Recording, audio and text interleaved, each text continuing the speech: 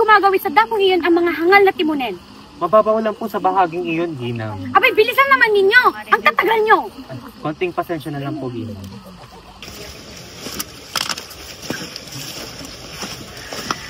Nakilala mo ba ang mga pantas ng Agham Benside? Sa lalawigan ng Puente del Captico, nananawagan sila gamit ang kanilang mga teorya. Ngunit ang tulay ay nananatiling matatag sa kabila ng unos gaya ng baha at lindol. Mangyari ba kasing wala namang matinong lawa dito sa Pilipinas? Napakadaling solusyonan ang suliraning iyan. Ang ibig kong sabihin ay magbukas ng panibagong lagusan at sarhan ang dating lagusan. Umukay na tuwid na kanal. Magbuhat sa bunganga ng ilog hanggang sa labasan patungong Maynila. Pagpaumanhin nyo, Ginoong Simon. Ngunit ang inyong naiisip ay nangangailangan ng napakalaking halaga.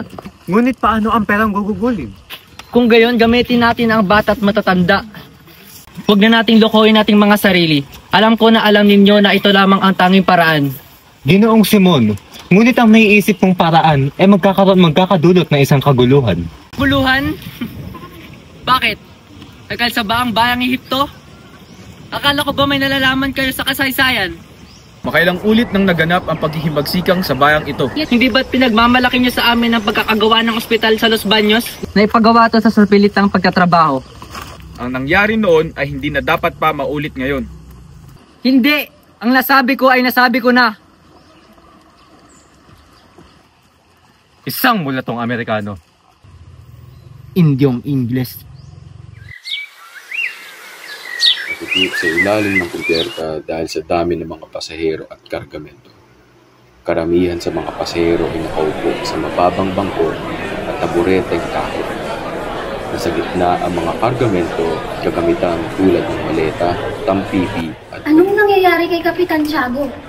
Ayaw niyang magpagamot. Inutusan niya ako na magtungo sa San Diego para tignan ang kanyang mga paupahang bahay. Palagay ko'y sulsulyo ni Padre Irene. Naalis niya lamang ako para malayong makahit-hit ng opyo. Salot na opyo. Kasalanan to ng mga Chino. Mga Chinong walang alam, mustangin yung mungkahin magkaroon ng Akademya ng Wikang Kastil. Sa palagay ko'y mahirap pa sa katuparan ang isang iyan. Tutuloy po ito sapagkat hinihintay lang po namin ng permiso matapos makipag-usap ni Padre Rene kay Kapitan General. Nangako rin po ang mga bari para magipagtulungan sa atin. Tutol din si Padre Sibilia, kaya baliwalalin iyan. Tutol nga po, kaya nga po siya narito upang magpag-usap sa Kapitan General ng Los Baños. Saan naman kayo kukuha ng pondo? Sa ambagan po, hati po ang guro sa Pilipino at Kastila. At kaninong bahay naman ang inyong gagamitin? Sa mayamang si Macareg po, inihandog niyo po isa sa kanyang mga bahay. Hindi naman masama ang gusto niyong mangyari. Ang panahon ngayon ay paurong na. Nasa wikang Kastila ang inyong mga libro, ngunit hindi ito ikinuturo sa inyo. Mas masama ang panahon ngayon kaysa sa panahon ng ating mga magulang. Narito ka pala, Basilio. Ikaw ba'y magpapakasyon na? Kababayan mo ba siya? Galing po siya sa lalawigan. Hindi pa po ba kayo nakarating roon? Hindi pa ako nakakapunta sa lugar na iyon. Lalo na't walang namimili ng alahas. Marahil mahihirap ang mga tao roon. Hindi po kami bumibili na hindi po namin kailangan. Huwag kang magalit, binata. Wala akong masamang ibig sabihin doon. Kapag may nakapagsabi sa akin ng mga parokya dito ay hawak ng isang klerikong Indio. At kapag hawak ito ng isang paring Indio, tiyak na mahirap ang bayang ito. Ang mabuti pa siguro ay uminom na lamang tayo ng serbesa para sa ikauunlad ng inyong lalawigan. Ang tubig ay nakakapatay ng apoy. Ang tubig rin ay nakakapuksa ng sangkatuhuan o lumunod ng mundo kung ito'y sa maging dagat. Bakit yata ngayon palaban ka, kaibigan? Hindi ko rin alam kung bakit. Pero nakakatakot ang lalaking iyon. Hindi mo ba alam na siya ay tinawag na Cardinal Moreno? Minumura siya kapag nakatalikod at pinupuri naman kapag nakaharap. Wala na ang init sa pagtatalo ng umakyat sa Padre Florentino sa kubyerta. Sa halip ay nagkakasiyahan ng umpukan ng mga parit mahalagang tao sa lipunan na may hawak ng mga kupita. Masamang panahon, hindi dapat kayo nagsasaad ng mga ganyan, Vice Rector, sapagkat nagtatamasa kayo ng magandang kabuhayan sa kalakal sa Hong Kong at paupahang. Aba, hindi nyo man lang iniisip ang aming ginagastos? Magkano? Oh, kitang bahagi ng paglalakbay na ito. Napakarami ko na rin nakita magandang tanawin at ilog. Subalit ang kawili-wili sa akin ay pag-alala ko sa mga alamat. Kung alamat lang ang pag-uusapan, marami yan dito sa Ilog Pasig. Alamat ng mapalad na bato. Noong bago pa dumating ang mga Kastila ay sarado at pinaniniwala ang may nananahang mga Alam ng lahat iyan. Ngunit hindi ko pa batid ang alamat na iyan. Kaya't nais ko sanang iyo'y ikwento. Tama. Maging ako hindi pa batid ang alamat na iyan. Kung ganon, hayaan natin si Padre Camora na ikwento sa atin ang alamat. Sa inyong palagay, Padre Sibilia, hindi kaya mas mabuting ipinasok ng Arsobispo si Doña Jeromina sa isang beaterio? Halimbawa ay sa Santa Clara kaysa sa kuweba kaya siya tumira. Sapagkat para sa akin na hindi naging marangal iyon. Hindi ko mahuhusgahan ang ginawa ng Arsobispo. Bilang isang gobernadong eklesyastiko, kung kayo ay nasa posisyon ng Arsobispo, ano ang gagawin ninyo? Hindi na mahalagang pagtuunan ng panahon ang bagay na hindi mangyayari. Alalahanin na lang natin ang milagro na ginawa ni San Nicolas. Dahil alamat ang ating pinag-usapan at tayo nakapasok na sa lawa, marahil ang kapitan ay maraming nalalaman. O nga pala, Kapitan. Alam niyo ba kung saan dako ng lawa na patay ang isang nagngangalang Ibarra o Guevara? Siya nga, Kapitan. May naiwan kayang bakas dito sa tubig? Tumingin kayo sa dako roon.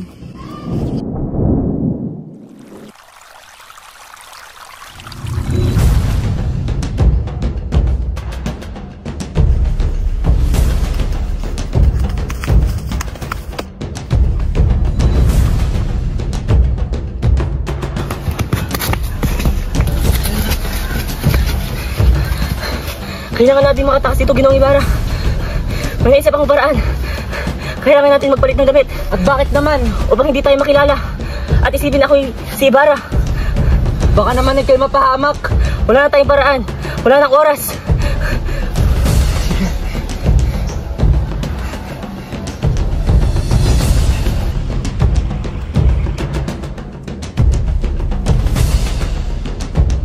Aldo!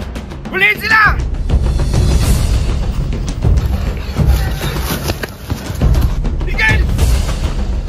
Aldo! Kailangan kita itago, Ginoong Ibarra. Ngunit paano ka? Huwag mo na akong alalahanin. Basta kahit anong mangyari, huwag kang magpapakita.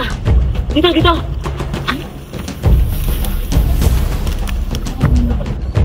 Ayun sila! Sige! Fuego! At sa dakong doon, ng Pangpang, ang tubig ay nagkulay dugo. 13 taon na ang nakalilipas mula nang mangyari iyon. Kung gano'n ang kanyang bangkay ay... Nakasama na niya ang kanyang ama sa ilog na ito. Hindi ba't isang Pilibustero ang kanyang ama, Padre Camora?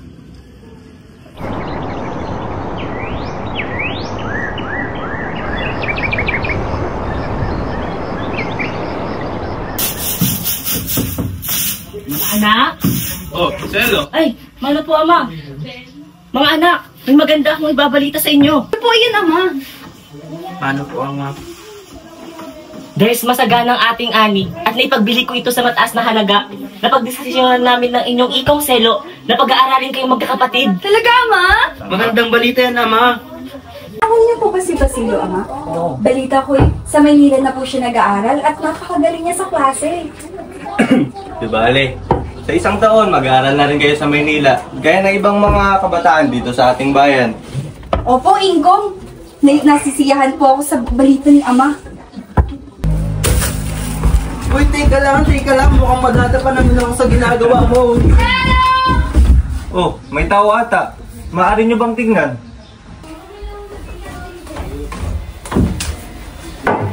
Oh, Apo, hindi mo ba ako tutulungan? Alalayan niyo ang inyong ikong Selo. Selo! Dito po ang mga padre! Palain ka dito. Ay, Padre, narito po kayo. Mabuti Selo at narito ka. Ang anak mong si Tales, nariyan ba? Narito. Ano ang kailangan niyo sa kanya, Padre? Naririto ako upang maningil ng buwis. Sales! Magandang umaga po. Diyan po ba na kayo, Padre? Narito ako upang singilin ka ng buwis. Mano, ay, sandali nga lang ho. Maaari po tayong maupo ron. Sige, salamat.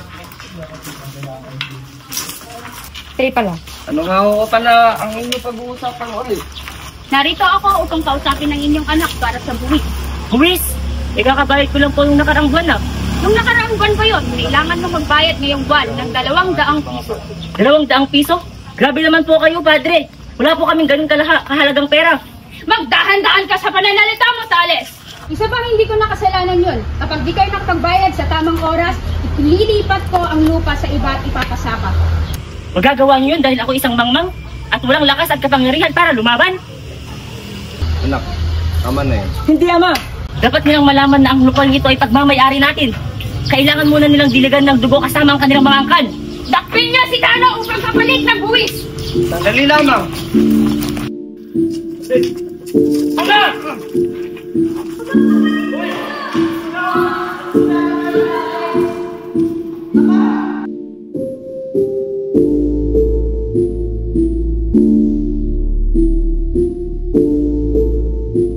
Tulong! Ang kuya ko, Ama! Ama! Tulungan niyo ako! Kailangan mo mag-ipihan! Bisperas ng Kapaskuhan nang dumating ng San Diego si Basilio sakay ng isang karomata. Tala ang paglalakbay nila ng ilang oras dahil hinarang sila ng mga gwardya sibil. Magandang gabi po sa inyo. Baba dyan! Bakit walang ilaw ang karomata mo? Sagutin mo ako. Alam mo bang bawal yun?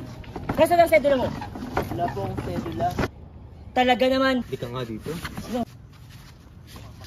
Napagdesisyonan na lamang ni Basilio maglakad. Habang naglalakad siya, ay napansin niyang wala man lang parol at tahimik ang bayan kahit Pasko na.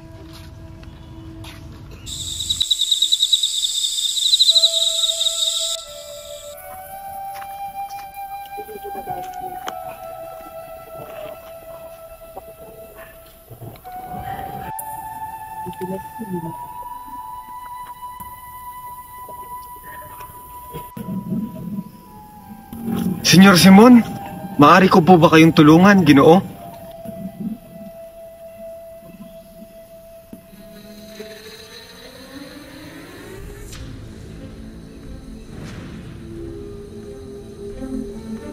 Senyor Ibarra? At sa palagay mo ba, sino ako?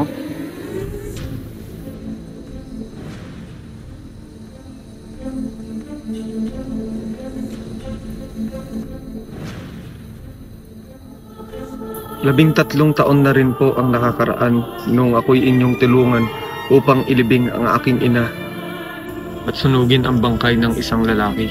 Hayaan niyo naman po akong makatulong sa inyo. Maaari kitang patayin dahil dito. Alang-alang sa aking layunin. Ako ay may sandata at ikaw ay wala. Totoong akong lalaking iyon. 13 taon na ang nakalilipas. Upang bigyan dakila ang taong nagbuwis ng buhay alang-alang sa akin. Hirap kasi sa inyong mga kabataan, wala man lang kayong ginawa, kundi purihin ng mga Kastila. Akala nyo ba makukuha ninyo ang pantay na pagtrato na inyong inaasam? Gusto lang naman naming magkaisa tayong lahat. Isang kahangalan. Napakadali ninyong malinlang sa kanilang matatamis na pangako. Kailan may hindi magiging pambansang wika ang Kastila. Kaya Basilio, kailangan ko ang iyong tulong. Upang maituwid ang kanilang nagmamalinis na landas, gamitin mo ang iyong lakas at talino. Maraming salamat sa pagtitiwala, Ginoong Simon. Ngunit ang nais ko lamang po ay maging doktor. Kinalimutan mo na ba ang nangyari sa iyong ina't kapatid? Hindi! Ni minsan hindi ko sila nakalimutan. Ngunit wala akong magagawa. Wala akong pera. Wala akong pangalan. Tutulungan kita. Pero, ang gusto ko lamang ay magkaroon ng tahimik na buhay. Hindi pa pwedeng ipaubayan na lamang natin sa nakakataas ang suliraning ito. Isipin mo, kapag natuloy ang plano, mabibigyan ng katarungan ang pagkamatay ng iyong mga mahal sa buhay. Ang pagpapaubaya isang karugan. Walang maalipin kung walang magpapaalipin. Bakit? Sa tingin mo, kapag nagkaroon ka ng sariling pamilya at tahimik na buhay, masasabi mo ba na tuluyan ka ng malaya? Nasa iyo ang desisyon kung anong gagawin mo sa lihim ko. Ngunit kapag nagbago ang isip mo, laging bukas ang tahanan ko para sa'yo. Maraming salamat po sa inyong pag-unlock, Ginoong Simon. Mauuna na po ako.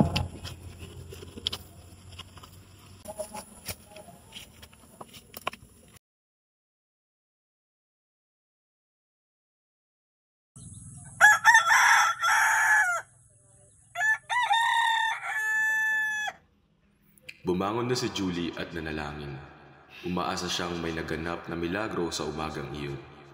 Subalit walang himalang naganap dahil wala siyang nakitang 250 piso sa ilalim ng paanan ng mahal na birhen.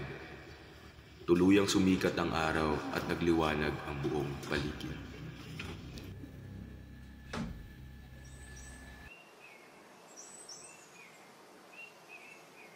Tingkong! Pag-uwi po ni Ama, pakisabi po na tuloy na po ako sa pagpasok sa eskwela. Matututo po ako dun panigurado at marunong po magkastila yung amo ko eh. Una na po ako, Ingkong.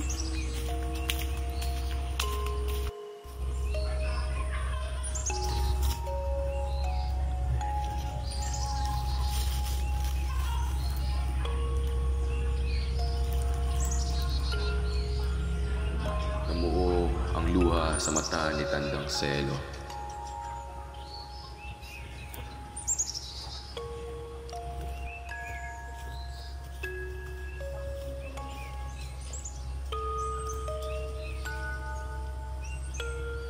Nagmamadali si Julie at nananaog ng bahay, at nang lingunin niya ang kanilang tahanan, ay naglaho ang lahat ng pangarap na hinubog mula kamusmusan hanggang sa pagdadalaga.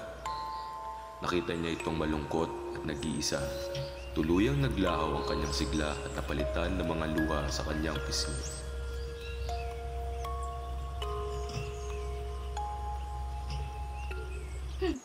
Madalas na ipinaparanas ng Diyos ang bagay na ito sapagkat ang tao'y makasalanan. Sapagkat may mga kamag-anak tayo na makasalanan na dapat sana'y tinuruan natin ng kapanalan upang maging malapit sa Diyos. Ngunit hindi natin ginawa. Akalain ninyong isang dalagang malapit ng ikasal ay hindi pa rin marunong magdasal? Sus Mariosa!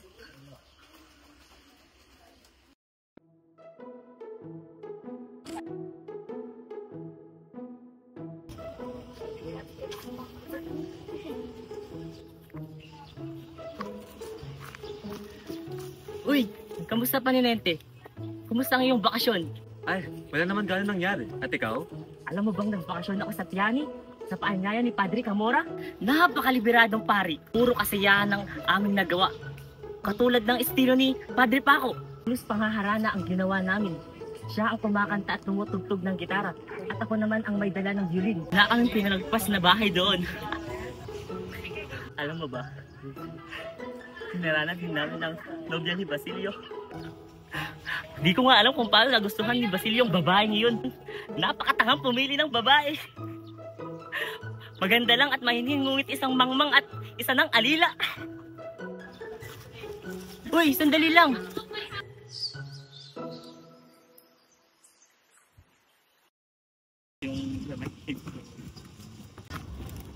Penitente, kailangan mong lagdaan ito.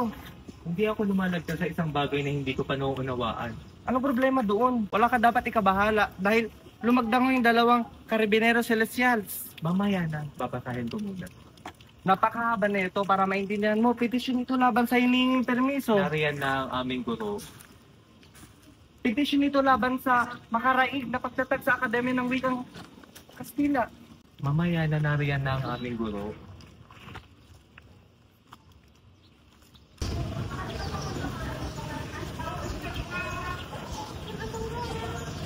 Homero. Narito po. Quintana. Narito po. Quiros. Narito po. Juarez. Narito po. Walang brala. Magbabayad ka sa akin. Tingnan niyo natin kung kaya mo itong imaluwanan ng ganito. Ang salamin na nasa ibabaw, bang ibabaw habang pang ibabaw, o ang pinakamaitim nito'y isang sustansya na walang pinagbabago at di esensyal na ibabaw. Dahil ang ibabaw ay isang incident lamang ang sustansya ng katawan nito. Ano ang masasabi mo dito? Hindi ako sumasang-ayon. Kung ganoon, ay sinasabi mo na ang lahat ng bagay na nasa ilalim ng salamin ay nasa ibabaw? Aray! Walang hiya ka! Tingnan nga natin kung may liligtas mong sarili mo. Sagutin mo ang aking mga tanong. Sinabi ng aklat ang mga salaming kalain ay binubuo ng tanso o ng iba pang kalain. Totoo ba kung hindi? Ganyan ang sabi ng aklat. Ang tinggang puti ba ay kalain? Sabi ko naman. Kung gano'n, sa makatuwid, ang salaling buko na may merkuryo, isang kalain ay salaling buko kalain. Paano mo may papaliwanag ito, Espiritu Sastre? Ngayon, hindi mo masagot. Placido Penitente. Hindi. Mas mainam ang pangalan na yung Placido Sublado. Nalapatan kita ng bilitensya. Sa tuwing niliban ka sa isang araw, 15 ang umas. 3 beses na kitang nahuli kaya 15. Ngayong araw na ito, makakakarap kita ng maling pagsagot sa akin. Tama na, Padre. Maaari ko ako magkahana namang magkakaisin ninyo. Ngunit wala akong karapatang mangutyang ng isang gaya ko. Inyo na ang iyong klase. Walang gala! Nalapatan talagang ka ng bilitensya. Si Makaraig na lamang hinihintay natin. Andyan na pala siya. Kaninang umaga nakasalubong ko si Padre Irene at nabanggit niya sa akin ang napag-usapang pakay sa Los Baños. At higit sa lahat, tutol ang lahat sa kahilingan. Ngunit huwag kayong mag-alala sapagkat hinayaan na ng kataas-taasang lupon ng paaralang primarya ang magdesisyon. Ngunit hindi tayo nakakasigurado sa lukong iyon. Tama ka, yan din mismo ang sinabi ko kay Padre Irene. Ang sabi niya, si Don Custodio ng iilang sangguni ng lupon ang siyang magdesisyon. Paano kung ang magsasagawa ng desisyon ay laban sa atin? Sinabi din ni Padre Irene na malaki ang ating natamo. At kung nais nating makipagsang-ayon, mainam na kausapin natin si Don Custodio. Ngunit paano tayo makikipag-ugnayan sa kanya? May dalawang paraan na sinabi sa akin si Padre Irene. Saang injig ni si Quiroga? Ang mananayaw na si Pepay. Isa pang paraan, nalapitan si Ginoong Pasta na isang Pilipino at isang kaibigan ni Padre Fernandez. Natiyuhin ni Isagani. Wala na bang ibang paraan? Huwag ka namang umarte pa dyan. Ang isipin mo na lamang ang ikakaganda ng ating buhay. May kilala akong babae. Si Matea. Hindi naman masama kung subukan natin ang paraang mahalay siya. Subukan kong kausapin si Ginoong Pasta. Ngunit hindi ko sigurado magtatagumpay yun. At kung wala talagang paraan, tsaka natin pagkabit. Marahil tama si Isagani. Hintayin na lamang natin ang resulta ng kanyang pagkikipag-usap kay Ginoong Pasta.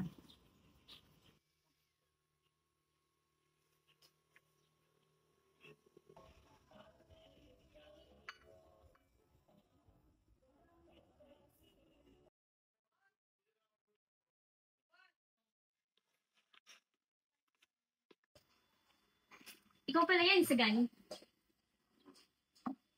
Ito ay bayan ng panukala at rekto. Ipagpatuloy mo yung sasabihin, Isagani. Kami mga kabataan ay nananalig sa inyo, Senyor. Kami umaasa na kami ay ikay mamakitan sa aming panig kung sakaling sanggunin kami ng Don Custodio. Kung namin nais na malagay kayo sa balag at alanganin, huwag sana itong Diyos na kami mga ambala kahit ilang saglit sa isang taon ng buhay ay totoong mahalaga sa mga Pilipino. Ngunit kakaunti pa lamang ang aking nalalaman tungkol sa batas, sa mga kautusan, o sa kapasyang pinapairil ng ating bayan. Umaasa akong hindi makakasama sa pamalaan sa pagtukoy ng isang marangal na layunin. Isa po ang ating layunin at mga kakaiba lamang sa pamamaraan. Binata, nalinig ko ng paniniwalang iyan. Ngunit, ang pamahalaan ay may kapangyarihan na hindi dapat basta-basta banggay. Hindi madali ang lumaban. Kung ganon, tayo magpapatuloy na lang ba sa pagiging sunod-sunuran? Ang pamahalaan ay hindi Diyos upang sambahin at sundin sa lahat ng bagay. Kung hindi, tayo kikubo, sino pa? Ngunit ang gobyerno ay ginawa ng mamayan, hindi ba? Ang pagkakamali nila ay pagkakamali rin natin. Kung ang bawat isa maghihintay pa sa iba, kailan pa tayo kikilos? Bibigyan ko kayo ng isang magandang payo at alam kong magagamit ninyo ito. Ang mabuti pa ay, matuwa na lamang kayo sa pag-aaral ninyo kung paano magbigay ng lunas at magpag-isip-isip ng lason. Iwaksinan ninyo sa isipan ang pagpapabuti o pagpapasama sa bayan at pamahalan. Magsimba, mangumpisal at makinabang kagaya ng ginagawa ng iba. Kung magpapatuloy kayo sa inyong ginagawa ay baka hindi kayo makatapos ng pag-aaral, hindi makapag-asawa at tuluyang mawalan ng bayan na siyang kauna-unahang puputya sa inyong naging kasulyan. Maaalala ninyo at sasabihin may katwiran ang bawat isa. Sakaling ang aking buhok ay may uban na rin gaya ng sa inyo. Nais kong maalala na ang aking buhay ay hindi naging walang saysay. Na kahit papaano ay may nagawa kong tama, hindi pa rin sa sarili, hindi para sa bayan. Yun din ang pangarap ko, Senyor, para sa ating bayan.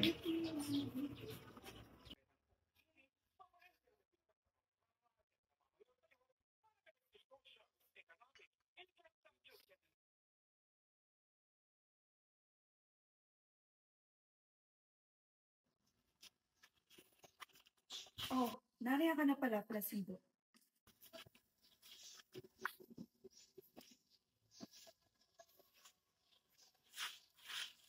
Buo na ang aking loob, ina. Titigil na ako sa aking pag-aaral. Hayaan ka na naman, Placido. Akala ko ba'y napag-usapan na natin ang ganitong bagay? Nangako ako sa iyong ama na aalagaan pag-aaralin ka hanggang sa ikay maging abogado. Lahat ng bagay tinipid ko mapag-aral ka. Ano mapapala ko sa pagiging isang abogado? Isang pilibustero? Ang ipatapon? Ipabilanggo? O ipapatay? Anong magagawa ko sa mga kapangyarihan ng mga praile? Kung sila may kapangyarihan, kung ayaw nila may maging abogado o doktor. Sinabi ko na magtiis ka at magpakumbaba. Marami na ako naging pagtitiis. Ayoko na magtiis pa. Matinding pagkasuklam ang naramdaman ni Placido nang lisanin ang klase ni Padre Emilio. Hindi niya alintana ang anumang bagay dahil sa galit na naramdaman. Marami na pong nalikom na mga sandata, Ginoong Simon. Kung gayon, ihanda niyo na ang iyong mga sarili. Ako po'y mauuna na. Mag-ingat kayo. Kayo din po'y mag-ingat. Senyor Simon, sanang humingi ng tulong sa inyo. At nais ko pong magtungo ng Hong Kong. Halika, sumama ka sa akin upang tayo makapag-usap ng maayos.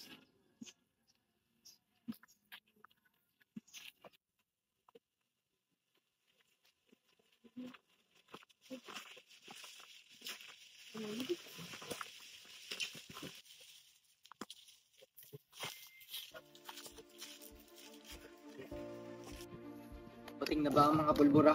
Nasa sako na ho, senyor. Hinihintay na lamang po ang mga kartutso. Ang mga bomba. Handa na rin ho, senyor. Ay ng maestro. Lumakad na kayo ngayong gabi at kausapin ng tinyente at kabo. Matatagpuan ninyo sa lamayan ng isang lalaki sa bangka. Batiin ninyong kabesa at sasagot siya ng tales. Di pa po handa mga karatig puok at naghihintay silang bawiin ng general ang kautusan. Akala ko ipagliliban ito hanggang sa pumasok ang Koresma. Pinapin sa linggong darating. Sa linggong darating? Hindi na natin kailangan ng karatig po. Sapat na ang mga tauhan ni Kabesang Tales. Mga karabinero, isang regimento. Kung matatagalan pa'y baka hindi ko abot ang buhay si Maria Clara. Kaya umalis ka na ngayon din. Ang Indyong yan ay dating guro kaya't mahusay magsalita ng Espanyol. Inalis siya sa pwesto at ipinatapon sa bintang na panggugulo dahil siya ay naging kaibigan ni Crisostomo Ibarra. Kinuha ko siya mula sa pagkakatapon at ginawang Kastillero. Halika, sumama ka sa akin. Nagdaan ang isang karawaheng walang laman. Sumakay ang dalawa at nagpatid sa eskolta. Si Don Custodio, bagamat nagkunwaring may desisyon na, ay hindi pa rin tiyak. Pinoproblema niya kung paano mapaluluguran ang simbahan at ang kabataan. Kung paghatol lamang ang pag-uusapan, abay walang tatalo kay Don Custodio. Ay. Petisyon na naman ng mga kabataan. 15 araw to sa lamesa ko pero wala pa rin akong sagot. Pero saan nga ba ako magsisimula? Wala akong batayan, wala akong kasumundan. Proyektong pinag-aaralan? Hindi pa napapanahon ng mga ito. Wala pa to sa taktang oras. Ano pa bang pwede dito? Proyektong sinusuri? Hindi. Hindi din ito. Wala din to sa... At sa isang kisap mata, nadesisyonan ni Don Custodio ang petisyon. Hindi sa pamamagitan ng pagsusuri, kundi sa pamamagitan ng pagkopya. Si Simon? Tandaan mo, isang putok ang hudyat. Ano? Isang putok? Oo. Huwag matakot ang mga kasama mo. Utos ito ni Kapitan General. Kapag nagtagumpay, itataas ang ranggo niyo. Ang mga praile ay tunay na makapangyarihan. Hindi mo sila mabibigla. Si Kapitan General, pinalitan lang yan. Huwag mong kalimutan, isang malakas na putok para sa simbahan at para sa ating tagumpay. Sagani, balita. Pinahintulutan na ang Akademya ng Wikang Kastila. Totoo. Mismo si Padre Irene ang nagsabi. Sinabi niyang may basbas na ng mga praile. Maganda nga sana kung ito totoo. Ngunit hindi lahat ng biyaya ay wagas. Ginagawa lamang itong kasangkapan. Aba, huwag nating sayangin ang pagkakataon, Isagani. Ipagdiwang ang tagumpay. Hindi ko kaya magsaya, kasawa ni Manita si Paulita.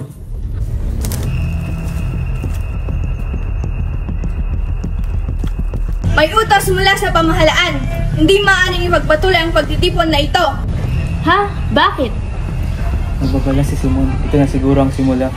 Bagamat hindi naging maayos ang gabi, huwag tayong mawalan ng pag-asa.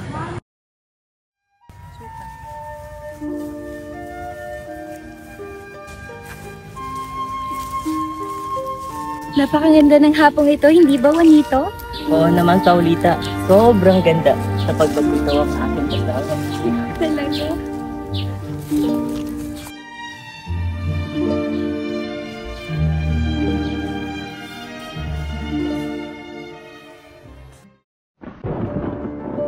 Maria Clara, bakit ka narito na mag-isa? Hindi ba't sinabi ko sa'yo huwag kang lalabas ng walang pahintulot? Patawad po, Padre. Nais ko lamang po sanang magdasal at humingi ng lakas sa Diyos. Lakas? Hindi mo na kailangan niyan kung ako ang mag-aalaga sa'yo. Padre, parang hindi naman po ata tama ang inyong sinasabi. Tama. Ako ang simbahan, Maria Clara. Ako ang nagpapasya kung ano ang tama. At ikaw ay akin. Hindi po. Maawa po kayo. Ayokong masaktan si Ibarra. Si Ibarra? Hindi ka na niya maipaglalaban. Ako lamang ang makapagliligtas sa kaluluwa mo kung susunod ka. Hindi. Diyos ko po, iligtas mo po ako.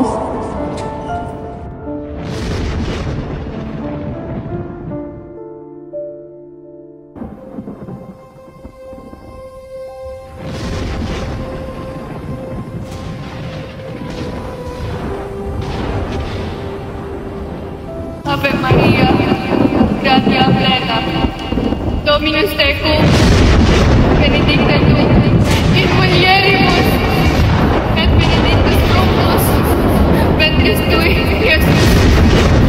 Sancta Maria, Mater Dei. Mama! Ano? Tama yung sinilang. May gagawin na pa. Pinakikita sa'yo. Ako yung munang dalhin sa iyong pinanonoonan. Tamang Panginoon Diyos. Kung saan di na ako maaaring masuktan pa.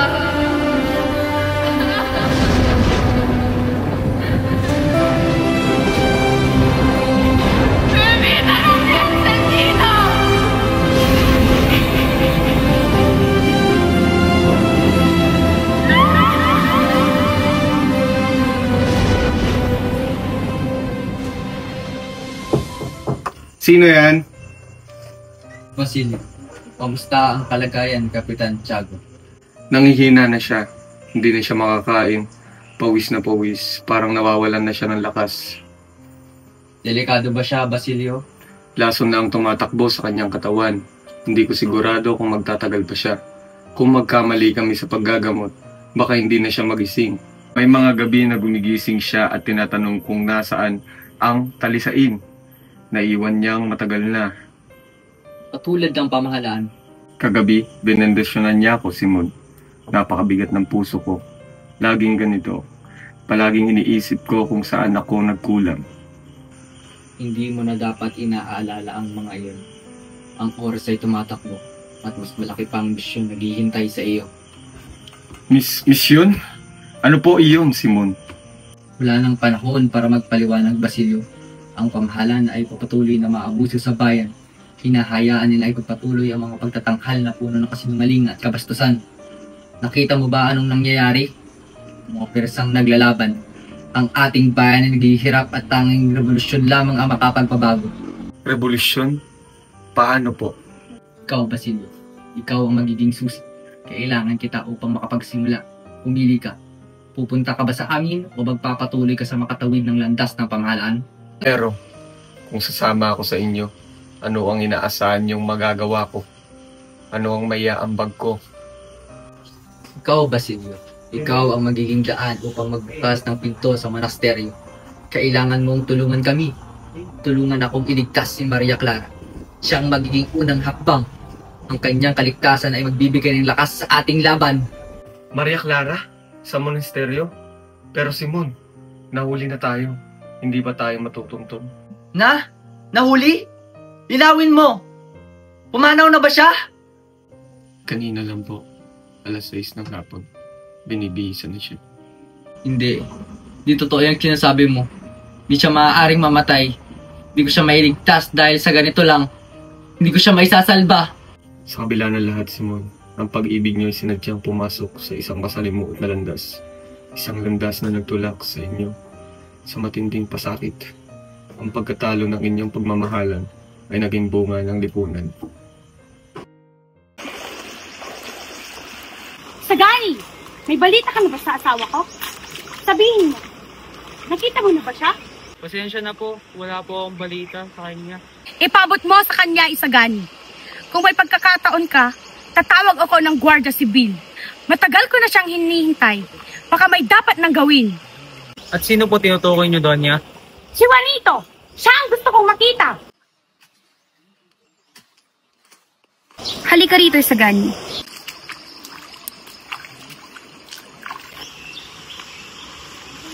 Maupo po. O bakit hindi ka pumunta sa Luneta, Isagani? Bakit hindi mo tinangkilik ang mga mananayaw? Ang saya nila at ang gaganda pa. Paulita, hindi ba ikaw nag-anya sa akin? Dito tayo magkita? Oo nga, at maganda nga naman nandito ka. Pero kagabi, parang hindi mo ako nakita. Tingin ako ng tingin sa'yo, pero parang wala ka naman sa sarili. Paulita, tignan mo ang mga alon. Hindi ba't ang ganda? Parang mga alon sa aming bayan, sa aming lalawigan. Hindi kasing moderno ng syudad, pero may kapayapaan sa paligid. Napakaganda ng mga sinasabi mo, Isagani. Sa iyong mga mata, nakikita ang kagandahan ng iyong bayan. Oo, Paulita. Ang bawat sulok sa aming bayan ay may kwento. May alon ng buhay. Ako'y lumaki sa burol, sa dalampasigan. Hindi ko kayang palitan ito. Pero sabi ni Tia Torina, hindi matatapos ang laban na iyan. Hindi tayo uunlad. Ang mga kabataan ang nakikipaglaban. Puro pangarap na lang. Paulita! Halika na! Andyan na ang ating karwahe. Paalamin ni Irog ko. Ang tagal mo!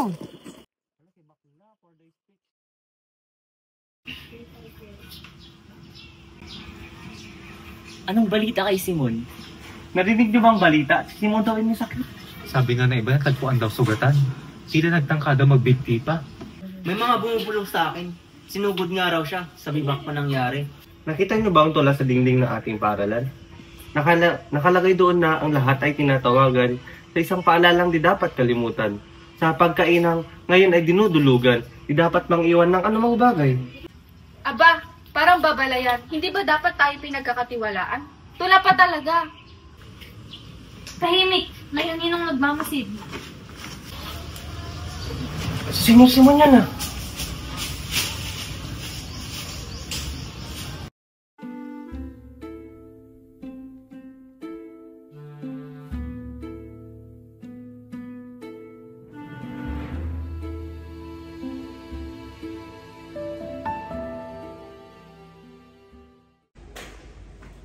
Basilio, di mo ba nababalitaan? Ha? Anong balita? May magsigang naganap. Marami sa atin ang inaresto. Pinaghuli ang miyembro ng akademya. May paski na di umano'y gawa ng mga estudyante. Ang mga plano ng Simon, totoo nga kaya? Nasaan po lang ka ba kagabi, Basilio? Hindi po, Doktor. Binandayan ko po si Kapitan Chad. Atin pa sa rin po ng mga libro. Mabuti at hindi ka nadawit. Ngunit, miyembro ka ba ng isang akademya? Nagbibigay po ako ng utaw. Alam mo, Basilio, tumiwalag ka na. Sunugin mo lahat ng dokumento. Hindi naligtas ang samahan. May kinalaman po ba si Simon? Hindi siya nabanggit. Nasa bahay siya nagpapagaling. Sugatan siya.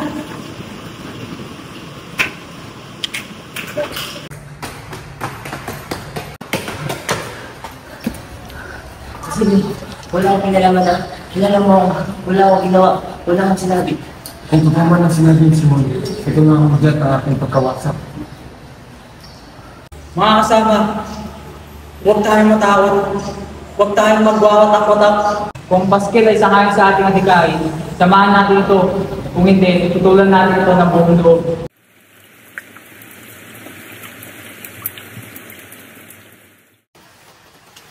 Sino ka? Anong kailangan mo? Nais ko lamang pong makausap si Ginoong Makaraig. Sa baba ka, Inyo. Basilio, bakit ka narito? May ibibigay lang po ako. estudyante ng medisina. Nakatulong sa Paliano, tama? Opo. Dakpin din yan. Ako!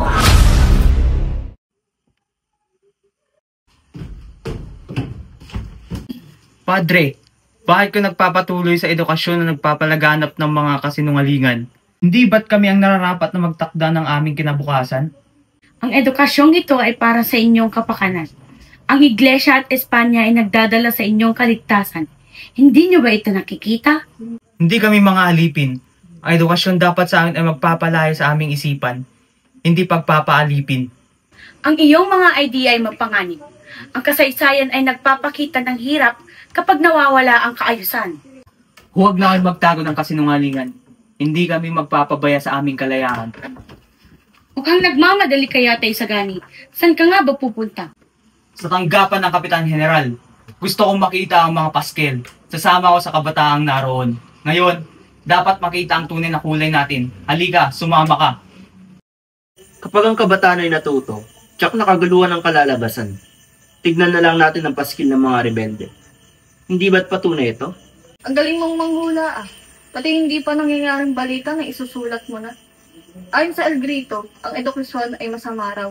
Pero sa totoo lang, kayo-kayo lang ang nagkakalat niyan. Kapitan, si Basilio ay nadakip. Nahuli siyang may pinagbabawal na anak. Si Basilio...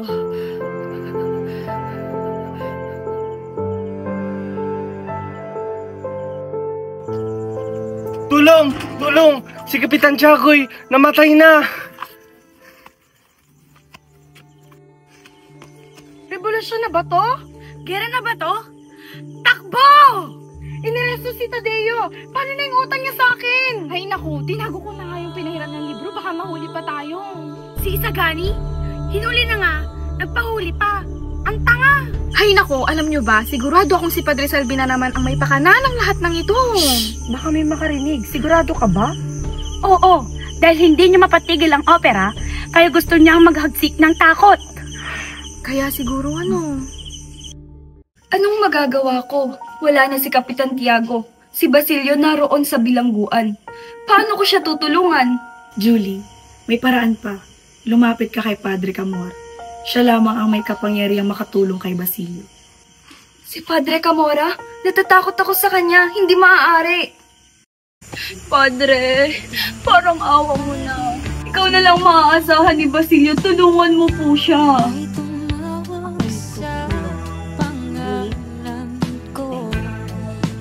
Ang kapalit. Padre!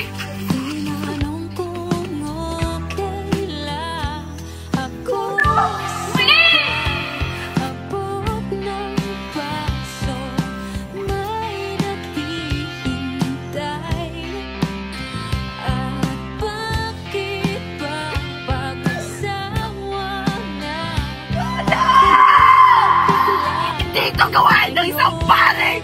Wala ka na magagawa!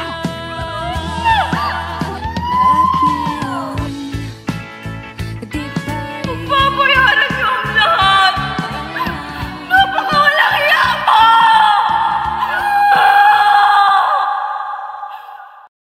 Ginoo, si Basilio ay isang mabuting estudyante ng medisina. Malapit na siyang makapagtapos. Wala siyang kinalaman sa mga kaguluhan. Ang kanyang kabutihan ay hindi sapat. Kailangan ng halimbawa, ang kanyang pagkakakulong ay magiging babala sa iba. Ngunit ang kanyang tanging kasalanan ay ang pagkakaroon ng aklat na medikal. Hindi ba't ito'y para sa kanyang pag-aaral? Hindi ko alintana, ang kapangyarihan ko ay nagmula sa Espanya at hindi sa mga Pilipino. Kung patuloy natin pagkakaitang liwanag, tahanan, katarungan, kalayaan sa bayan, ituturing nila tayo magnanakaw. Wala akong pakialam sa opinyon nila. Ang mahalaga ay ang kapangyarihan ng pamahalaan. Pepe Santales, panapan na para tapusin ang pagturusa at ituwid ang daan.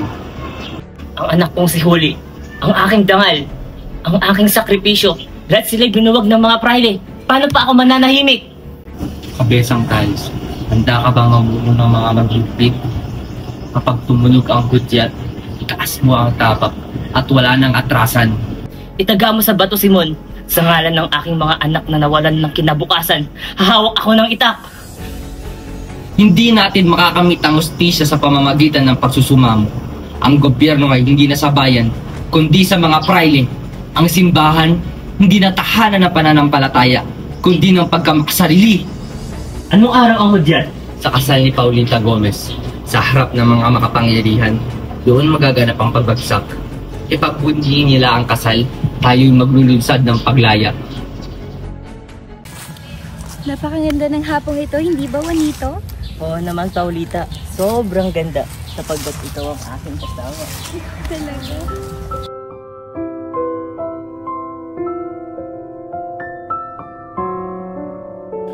Paulita, halika na. Andun na ang ating karwahe. Paalamin ni Iro.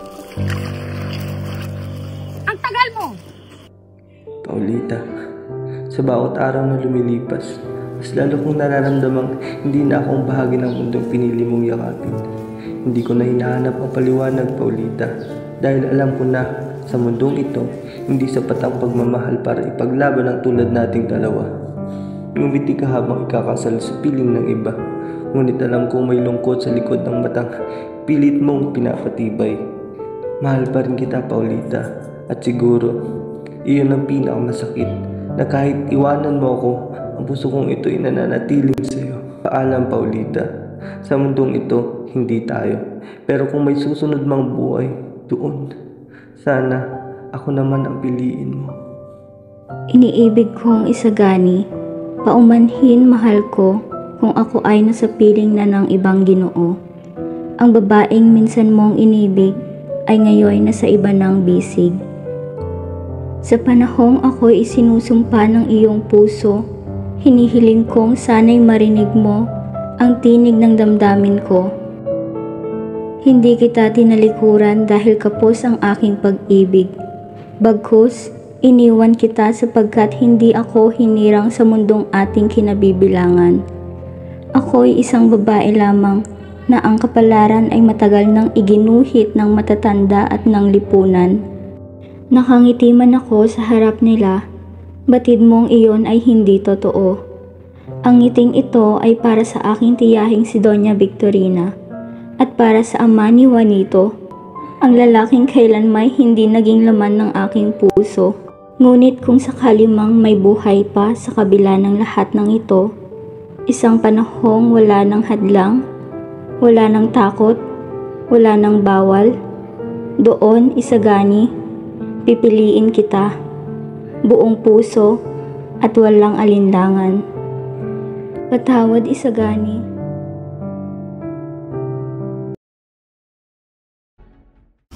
Paulita, ang ganda mo. Di ka talaga matutong basan.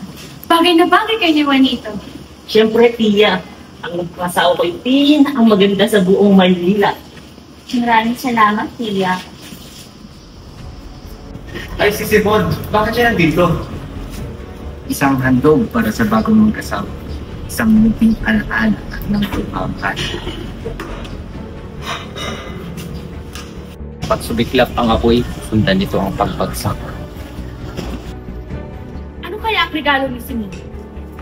Sagani! Anong gagawin mo sa regalo ni Simon? Narinig ko ang plano ni Simon. Nais niyang pasabugin ang kasal ni Paulita. Ano? Isagani, bakit mo ako pinigilan?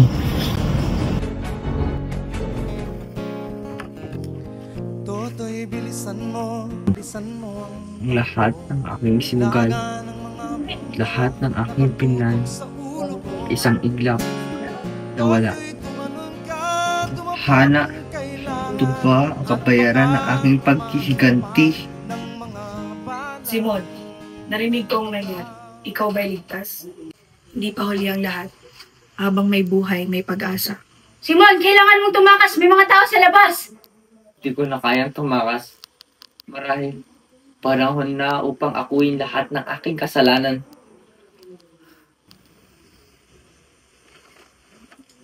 May huling yugto pa ang aking dula. Kung ako'y mawawala man, tindig pa rin ang pag-asa ng bayan. Makapagkamalan pa kumandusay dyan sa tabi. Toto'y alam mo ba kung ano? Simon, Hindi ko inaasahan na ikaw pala'y magiging ganito. Nakikita ko sa iyong mga mata ng puno ng pasakit at pagsisisi. Alam mo bang may oras pa upang magbago? Ang pagbabago, wala nang saysay. Ang aking buhay puno ng kabiguan at pagsisisi. Simon, hindi pa huli ang lahat. Ano ang halaga lahat ng pagnanasa at paghihiganti, Padre? Ang mga bagay na ito ay nagdala sa akin ng pagkalugi, ng pagkatalo. Ang mga kasamahan ko ay nagdusa dahil sa mga desisyon ko. Panginoon, ako'y magpakumbaba. Nais kong humingi ng tawad sa aking mga kasalanan at pagkakamali.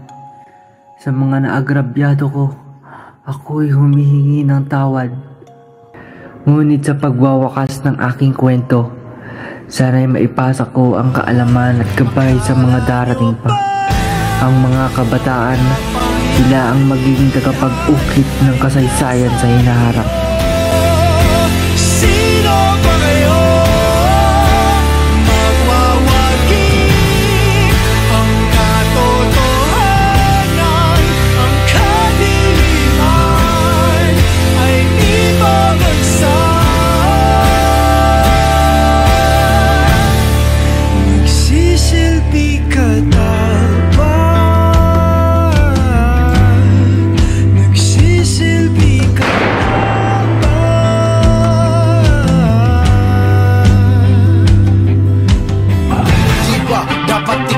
nagsisilbi sa aming bakit nila. Kami nananaginip ng gising ng bawat liga. Dinadala dagdag bigat ng damin. Pipilitin na pasanin hanggang sa mga mata nyo'y mamulat. Magisisa, sigaw na sumasalamisa. Sumpa niyong magsibisa. Aming tuluyan na wala ng visa. At sinaulot, di sinapuso bilang ng buhay ng tao. Kayong mga hari-hari ang pagkalaki na ng mga ulo. Huwag niyong kalilimutan na hawak